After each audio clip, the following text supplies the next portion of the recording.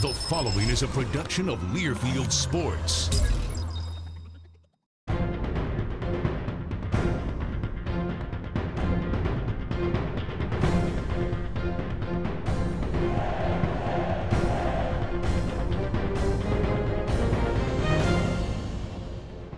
The Badger Hockey Digest, presented by Charter Communications.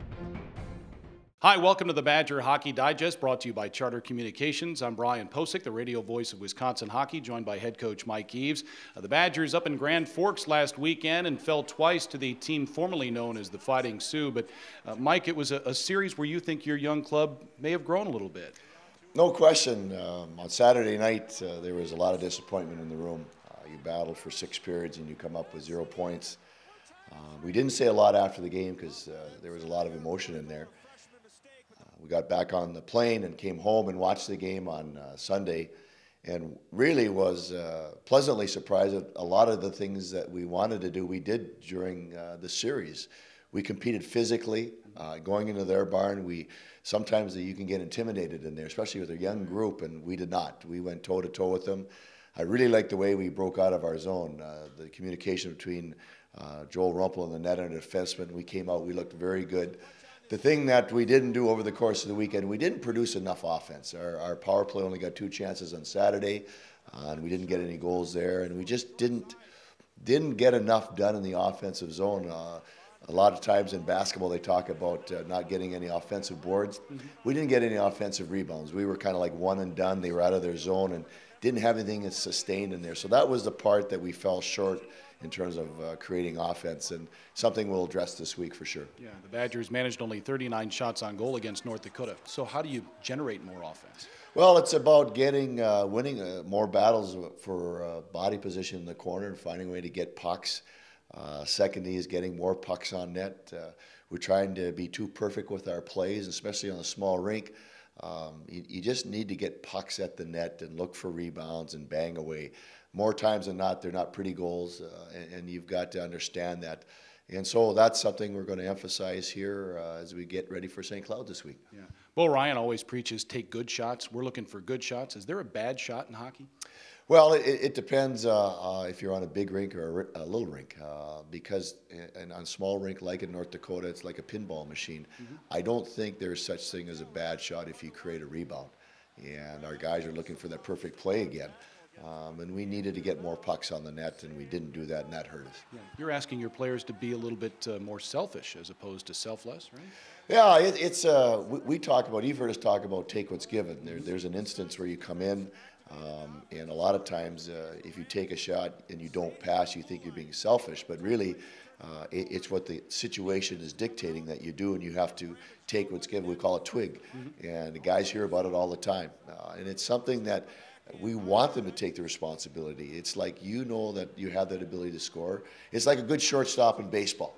When it's the bottom of the ninth and there's a runner on third, you want that ball hit to you because you want to make that play. Right. And I think that's the attitude that you have. Goal scorers have that attitude, and we need to get that more kind of take what's given attitude and want that shot and make that shot go in. Yeah, Mike mentioned, too, how his team was not intimidated by playing in Grand Forks or playing against North Dakota, and that showed with your resiliency. You came back on 4 different occasions being down. We did. As was brought up in the press conference on Monday, we never got that lead, though, but we showed good resilience. I think we have all year. That's one of the characteristics of this group. I mean, on Friday night, you get down 2-0 after the first 5 minutes, and we bounced right back. We give up kind of an unusual goal on Saturday where Joel lost the puck in the crowd and it went in. I mean, he battled back, and he kept us in the game there. He made a big save at the end of the second period. So we saw some good things from our guys when we were down. And that was one of the pluses of this weekend, the resiliency, our ability to go into an intimidating building as a young group and go head-to-head. Yeah. Among the other pluses this weekend, Michael Mersch scored 2 goals on Friday. Keegan Moyer had 2 goals on the weekend. We'll talk about those young men in this weekend series against St. Cloud State in just a few moments on the Badger Hockey Digest. Charter built this facility on the international date line to literally have one foot in the future and bring you technology like the Charter Bundle. The most powerful internet, TV in HD, and Charter phone. And if you sign up today, yesterday where you are, there'll be a $200 credit waiting for you in the future.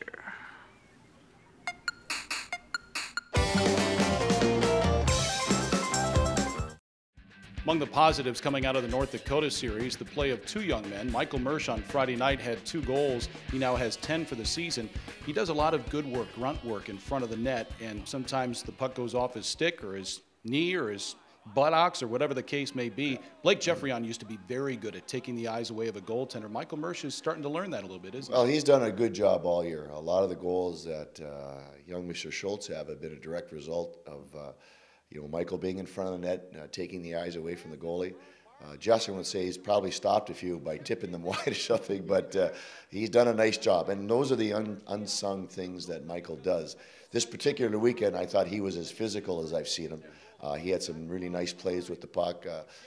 Almost had a hat trick on Friday, except the one goal was kicked in as they rolled. But he was a presence all weekend, and as good as I've seen him play all year, so that was a plus for us. Keegan Moyer had 2 goals on the weekend, too. He's got 6 for this season, and he's a young man that just makes the most of his ability, doesn't he? He does. He maximizes what he has because he plays hard, and he understands what we're trying to get done. A lot of times, his innate physical abilities don't allow him probably to play to the level that he wants to play, but he maximizes what he has by playing with his big heart and then using his brain because he understands what our systems play are all about. All right. Home ice advantage is not out of the question for the first round of the playoffs. The Badgers play their next 4 games at home starting this weekend against St. Cloud State, a team that took 3 of 4 points from you in their place back in November. It's a team that's always been able to skate very well.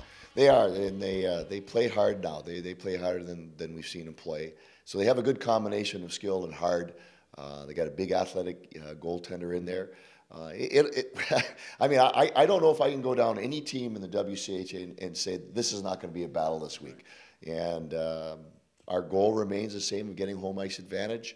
And we need to take care of business and put some boards and some W's on. And our guys are excited about that. I mean, yesterday we had a lighter day, but they were excited about being back at the rink. And, here we go again, Brian. Strap it on and get ready for another big weekend in the WCHA. Yeah, we're looking forward to it. The Badgers in St. Cloud State, they face off Friday night at 7, Saturday night at 8 o'clock. We'd love to have you join us at the Kohl Center this weekend. For ticket information, go to uwbadgers.com.